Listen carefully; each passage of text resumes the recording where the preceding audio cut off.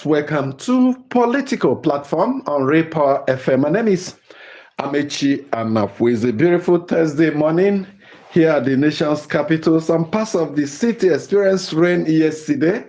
Where I stay, I didn't get to have the rain. Recall one governor in northern Nigeria once told his people to sin less, that because of their sins that the rains for that year didn't come early, and so it was a problem for farmers. So I was just thinking yesterday when I saw on the social media that it rained in some parts of Abuja and it didn't rain in my own part. I didn't even know it rained. Oh, it didn't also rain in your own part. That's Chuks Onwoka joining me. We are expecting Uju Ejay also to join us. Maybe she has to pay more to get a petrol to get to Abuja, to get to the studio here. But I was thinking, is it that those living in my side of Abuja are sinful persons? I thought this is both a fast period for Christians and Muslims who have been abstaining, who have been fasting, who have been praying. Well, it happens there and there. Sometimes it rains and it will not get you. So you're always advised to change your position if you want the rain to touch you. Hidwa Niago will always tell you that.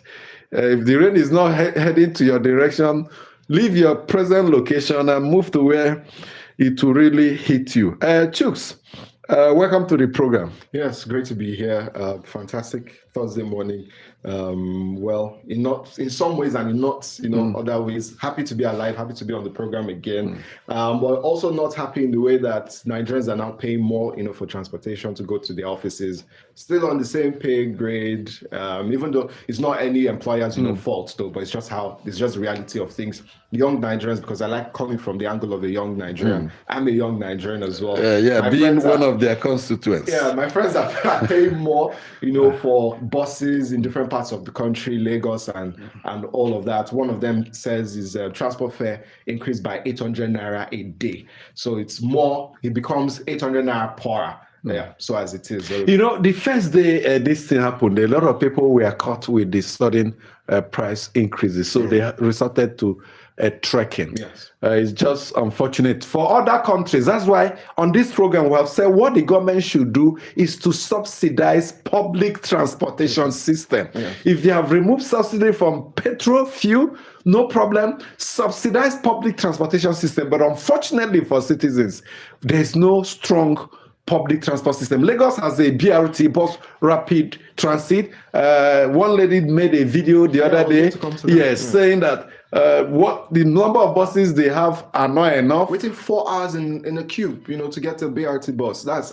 almost your day, wasted. If you're a 9 to 5er, imagine going for your 9 to 5, you have to resume at the office. 8 to 5 a.m. worker, and then you have to stand in queue for over 4 hours for BRT. And it's surprising to see that there are some Nigerians out there who have even attacked her. There was a man on the bus who almost got physical with her because she was making, videos about it. And I just begin to wonder, how do we move forward when some people are demanding better and there are other people who are going to fight you because they feel, you are attacking the government. They are attacking the government. And I just begin to wonder, where do we draw And the person is also suffering from the 4-hour delay. Yes, it's our social responsibility that's the problem. You just have to give it to an extent to Lagos State government because they are one of the few governments that have public transport system. Enugu has, but I'm hearing that the price they're paying for Enugu is high, that people even prefer the regular buses and other. But where a state government or state governments have public transport system, and there is that if in London we hear there is one public bus to about 40 persons, but here one in Lagos, one BRT is if you're 43 or 42,000 persons. So you can imagine what it could do. So if we have states operating transport system in situations like this, they can maintain price. Yes. Why indeed faring a greater chunk of the population, but they have removed subsidy. They built bus stops. They have put money in these year's budget also to build more bus stops, but there are no public transport buses. There are some talks about CNG and all that, but we have not seen governments at all level roll them out in great numbers. Yes, I think for the FCT residents here, I think we probably even have it worse than even Lagosians. Like you mentioned, the Lagosians have BRT buses, Enugu. I think Abia as well started rolling out, some CNG buses. But here in the FCT, I cannot remember the last time I saw this Rufai bus. Yes, I can't remember. The last time we had it was during Rufai. Yeah, I think. And some of them are just managing to move from one place to the other. From one place to the other. So we need to do better when it comes to the public transportation in the FCT and across the entire nation, because you keep seeing budgets, SUVs for politicians, cars for politicians, furniture. And it's your money. It's your taxpayers' money. But when it comes to transportation, nobody looks at our way. Even the CNG conversion kit, how fast can it get down to the average Nigerian? Okay. How accessible is that CNG when you convert your vehicle as well to cut costs? So these are big questions to answer. Okay, now let's move to another development. Monopoly, NNPC used to have monopoly in petroleum product sale at some point in terms of importation. Now that has ended. Latest figures from the Nigerian Midstream and Downstream Petroleum Regulatory Agency show that Dangote Refinery accounted for about 92% of Nigeria's daily petrol supply in February. 92% of Nigeria's petrol supply in February came from Dangote Refinery. And so it's almost a near monopoly for him. It tells you that indeed the agency said they are not issuing licenses for importation of the product.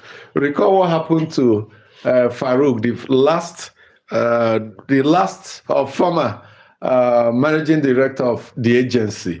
Dangote went all out for him. In fact, went for his jugular. Yeah. He pressed his neck. The jugular vein runs through your neck, connecting your heart and your brain, where a lot of blood is needed. Dangote put his hands on his neck, pressed it so much, got to the jugular vein, and choked the life out of him. And he was forced to resign because Dangote felt he kept issuing import licenses to people to bring in refined products. So the new man must have learned from what happened to the last guy there. And he has said, I'm not issuing any license because what a Dangote can do. When he moves his forces against you, your days are numbered. And so Dangote may be smiling to the banks now. He has raised prices. He has reduced prices. That's the situation we have now in the downstream sector.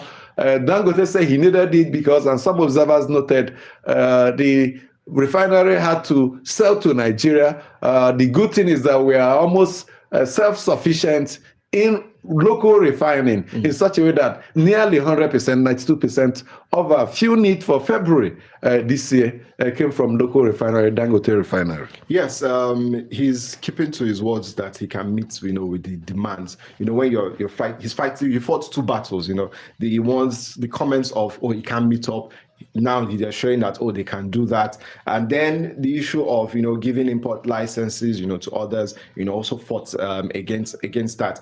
But the concerns about the monopoly still lingers. But I think he reduced by 100 naira going the forward. Last time. But we still have the petrol at 1,300 depending on which part of the country you find yourself. And for Dangote at this point in time, I don't know if the NNPCL as well can compete. They also reduce their own price by 92 naira. So everybody trying to adjust their prices here and there, how it fits them, their business.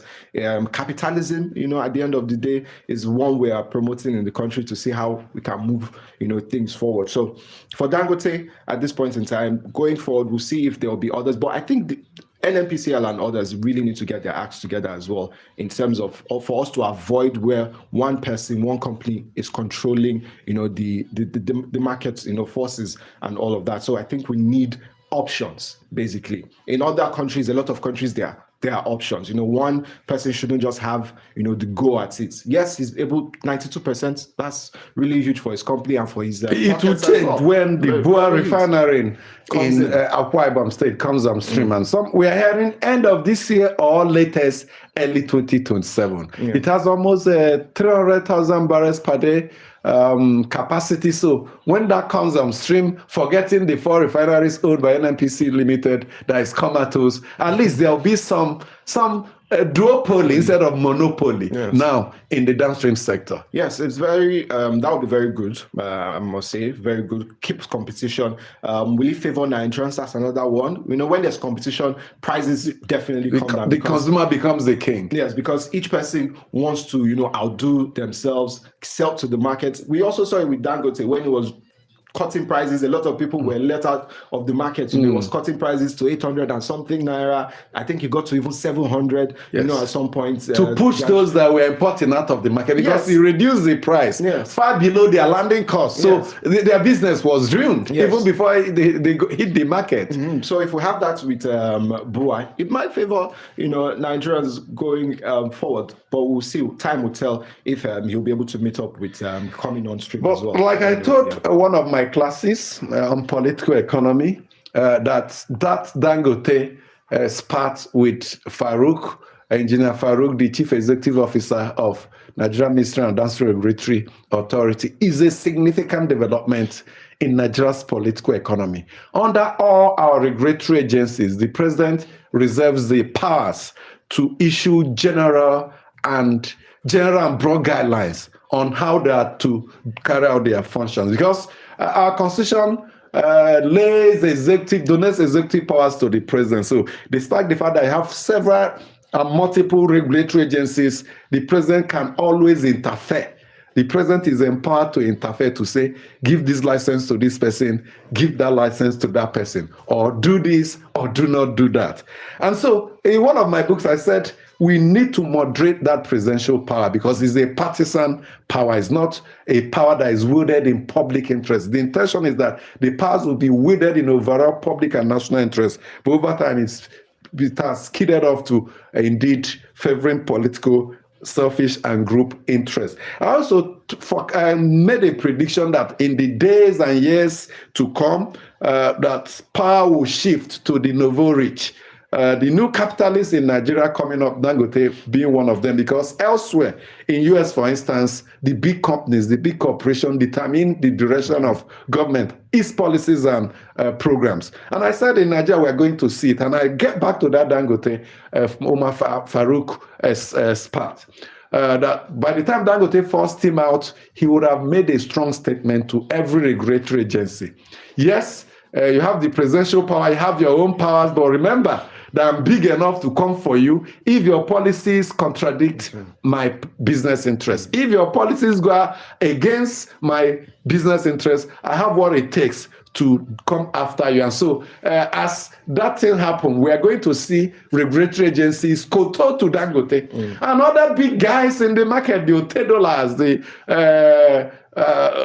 name them, the multi-billionaires. There's a recent update of richest Africans, and Nigeria produce about, is this 7 or 8? Yes, and in dollar term. And Otedola was the poorest billionaire of all of them. Imagine attaching the word poor to a billionaire in dollars. Just over, slightly over $1 billion worth. 1.3 billion, losing. I think he lost $200 million, in wealth. Though, but rightfully, as you mentioned, I think even during the elections, the 2023 elections, we saw how this person, someone like Tony Elumelu, invited the president, even before he was sworn in. So you see how these powerful people wielding influence, and it's what is the reality now of things. Now the key thing is, where do we put a line, draw a line to this to make sure that it's not just them enjoying. Thank you. Where is your own interest as a citizen? As a citizen, and then those we put, or those who are going to be in these offices, that will be part of, the regulators and all.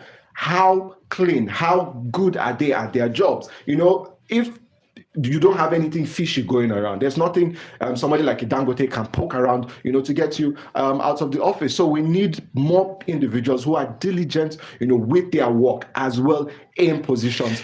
So that's why other social forces and groups have to come up, organized groups. You have to belong to a particular group because your tiny voice alone won't get anywhere. If you unite, for instance, under NLC, and you acquire that capacity to cause harm or cause discomfort, and you join issues, your interests will be factored into the table where decisions are taken. But if you're quiet and you don't join issues, nobody thinks about you. And I tell you, in the next few years, those billionaires you see on the Forbes list, they will wield more influence in the direction of our public policy, public economic directions, and all that. The more they show interest, if in whatever you do as a regulator, you go against their interest, and they deploy what they have against you, presidential powers alone may not be enough to save you, because the presidency will be so embarrassed, the government will be so embarrassed that it's so easy to sacrifice you. You're like a pawn. Yeah, you're just an appointee. So they can indeed sacrifice you just to make sure that they don't hurt the interests of these bigger. That's what happens in the US. For you to run an election, the first thing they will ask, who are the donors behind you? Yes. The big donors. And very soon, these billionaires will become the biggest donors to elections in Nigeria. They've kept behind a candidate. You know, the role money plays in our election. If they contribute a war chest for you, you're as good as gone. So I see them play more interest, show more interest and more role in our polity. And it will happen in the years to come. Let's bring in Chidera. She's there. You have some meals. Is that the first tax 77 head symbol you have on your dress? I think it has to do with Benin culture and all. Yes, that's the same thing we use for first tax 77. You may not have been born by 1977. So when we live here, you know, first tax, let me not expose you. Just because Gen Zs have a thing about not going ahead with our history. And I'm not blaming them, because at some point they took history away from the curriculum. But I charge you, when you live here, read about First Tax 77. Now you see the symbol. If you Google images, you see that symbol on that thing you're wearing. Thank you, Amici, and welcome to the mail segment. I am Chidera Izudoi. Our first mail is from Abuja, and Emekamba is saying, please permit me to remind us that in the build-up to 2023 elections, President Tinubu in his campaign told us to vote him out if he didn't solve the perennial electricity problem by giving us uninterrupted power supply in his first tenure.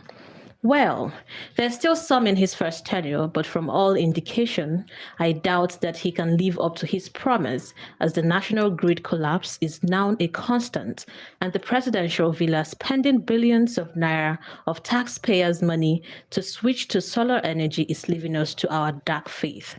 I make bold to submit that the only reason the two most essential commodities that affect the lives of every Nigerian, electricity and petroleum, are not working, even with all the billions of dollars wasted in them, is because political forces are blocking the project.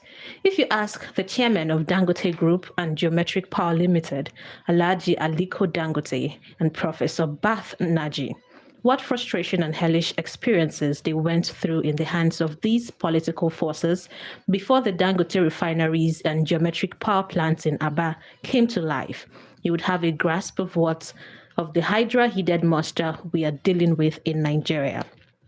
In the same line, Emmanuel Nkama from Lagos is saying, I crave your indulgence to observe that Middle East conflict federal government raises alarm.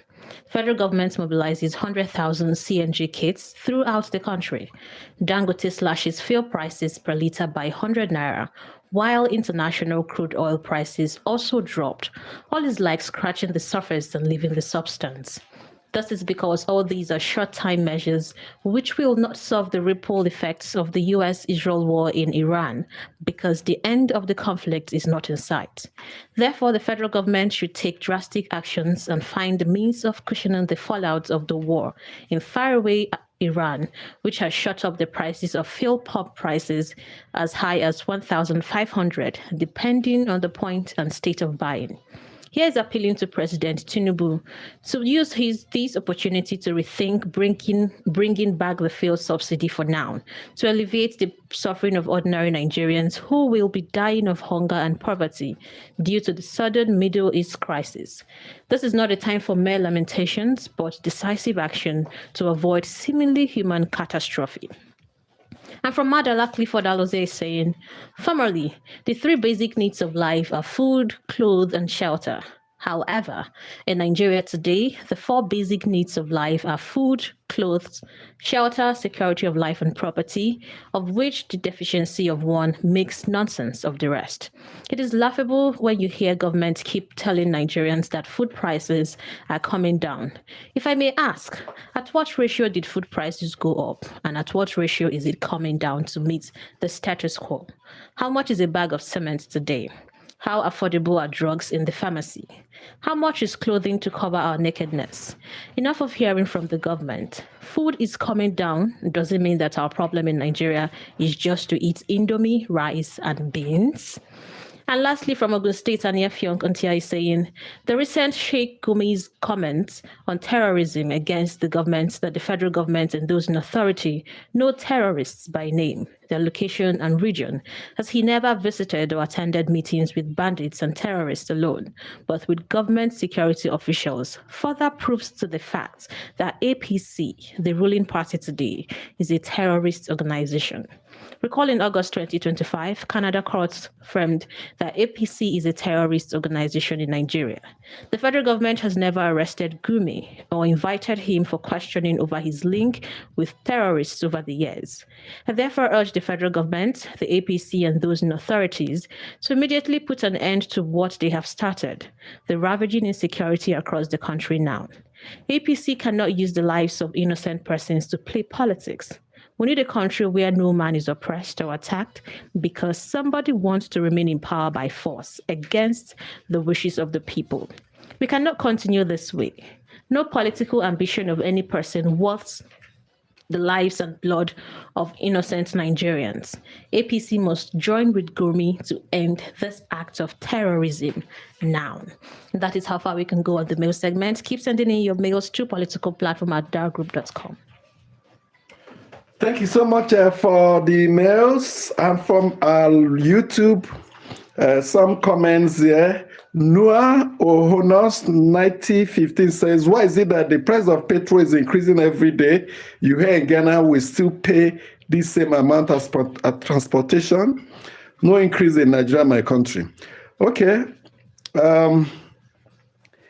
Aderemi says Nigerians have entered one chance since 2015 with APC.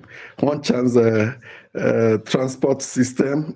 We have the inefficient. That's why a lot of people fall victim to one chance in Abuja, because you don't have public transport. So they resort to the unpainted kabus. And of course, you know the danger that comes with it. Isumen Anthony says Dangote is enjoying dictating situations because government failed woefully. The NNPC that was reckless in his operation, and also was a monopoly. Jacob Zana says, hi, I'm watching from Sanga local government in Kaduna State. Okay, user TJ072 says some buses run as low as every 8 minutes in London. The health interval on the average is 20 minutes. Lagos government should just provide more buses, and all other state governments should do the same. Yes, in New York, if you get to a bus stop, you alight from a train, you know, the system is so organized that you don't need your vehicle car to move around with. You enter train, perhaps she was checking all her purses, looking for every penny to top up, to buy extra. In fact, I went round and round to buy fuel. Okay. Before I could even get to buy the queues are. Oh, there are queues emerging now. Queues. Okay. Even from yesterday. Sad about that. So in New York, you enter a train, you drop at a location, you leave the terminal, move to a bus stop, and a bus comes and takes you to your location. And if you stand there, there's a notice, an electronic board telling you the time exact time the next bus will be coming. Same thing in the UK. Most people don't take their Within cars to work. 5 seconds, 10 seconds interval, the bus is there. Yes, no, you know the time. Yes. Like in the UK, they know the time of every bus. They know the numbers of the buses. If it's bus 45, bus 23, and they know the different times. The schedule is there. You know, they have this pamphlet that tells you the schedule of vehicles. So you know where to park your car.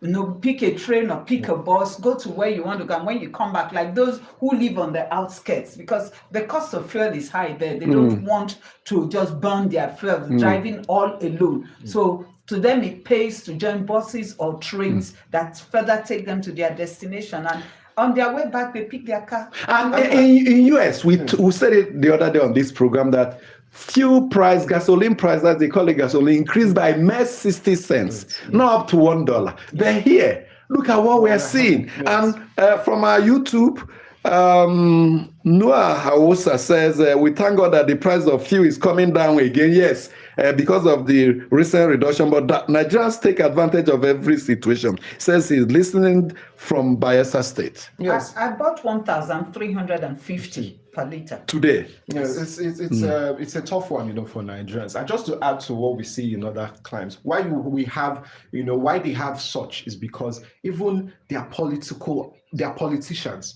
use those public systems. I mean, we've seen David Cameron on the train before. Yes. The former Dutch Prime Minister was using his bicycle to go to the office and back home. I mean, because there was a bicycle lane, so you can ride your bicycle. So when you have, political office holders, experiencing the day-to-day things that the average citizen, uses. I mean, they are forced to do, to do their best. But it's the difference. The system works there. The system is well regulated. The system is well monitored. Nobody flouts laws or rules anyhow. Yes. You flout it, there is no waiver, no man. You face. I mean, you can even lose your office for just forbidding a traffic light. Yes. Because they don't depend on public transport system. They don't put it in place. Yeah. They buy the SUVs. Armored, there are speculations. I don't know whether it's true. Why Nigerians are lined at the bus stops. There are speculations. I don't know whether it's true, confirmed yet. That part of the reason they moved Doris Anite from Minister of State for Finance and abandoned her as Minister of State in Budget and National Planning is that she ordered 4 new brand Lexus Jeeps, 2 for the Permanent Secretary, 2 for herself. That publication has not been denied. So the presidency felt at a time we are trying to look for money to buy budget, you're buying these extravagant vehicles and others. So it tells you the mindset of those in government. They are not worried about how you manage to leave your home, whether you trek, like we said yesterday. What we're having, some people while we were in school, you do 001 or 010. It has come to transportation now. While your mate is entering a train in New York or London, drops at, say, Grand Central Terminal in Manhattan, walk distance to a bus and takes it. You trek from your house because you can't even afford the Okada fare. Instead of a train, you're having Okada here. From there, you enter a kabu and you're exposed to one chance robbers and another. They're not thinking about those issues. Simply put, our leaders are reckless, grossly insensitive, and they lack sensibility to anything that has to do with the citizens. That's what I said yesterday, insincerity of purpose. They must most of the things they want to do for citizens, but are they being done? No. We see indices, economic indices on paper. Sometimes they are broadcast. But where's the reality in the life of the everyday Nigerian? You don't find it. Yes, and just to also react to a mail, when we talk about, what our politicians do and reactions to certain accusations. I mean, that huge accusation from Sheikh Gumi is one that has not even also been answered by the Nigerian government. It's not the first time. They've not made any statements about it, which is appalling, I must say. And if it's not true, I think at this point in time, there should have been strong denials. Sheikh Gumi should have been invited to to come and explain. No, when he say, where are you inviting him? He has told you that when he gets there, he goes with them. I'm saying at least the government should be He proactive. goes with those you expect to invite him. So it's left for the government to respond to what he has said. That's what I'm saying. So invite him if you are denying it. It's not the first time that Gumi is making this allegation. If you recall, sometime last year and 2 years ago, he made the same allegations. He even said generals accompany him. I mean, at a time when we are losing top general, top military officials, we have to go. On YouTube channel, they say they want to see more of you. Those that represent the Gen Z. Are you officially a Gen Z? Have you gone beyond Gen Z? You want to still there? Are you sure? We're moving away very soon. Okay. Thank you so much for joining us today. Just to tell you that what we're advocating here is not rocket science. We are not asking our leaders to take us to the moon or take us to the orbit and space. No, that requires so much. Just do the right thing. Simple steps. Simple as easy as walking down a walk in the park. Take this money and put them where it will positively and directly affect and impact positively on citizens. But because they are not there for you, and you're part of the reason. Because of certain considerations, sometimes primordial, you vote in the wrong person. They compromise. Yet you compromise on your right, civic right. And when they get there, you will become the first victim of their obnoxious policy. So do the right thing so that when they get there, we'll hold them to account and say, do the right thing. Thank you so much for joining us today. Have a good time.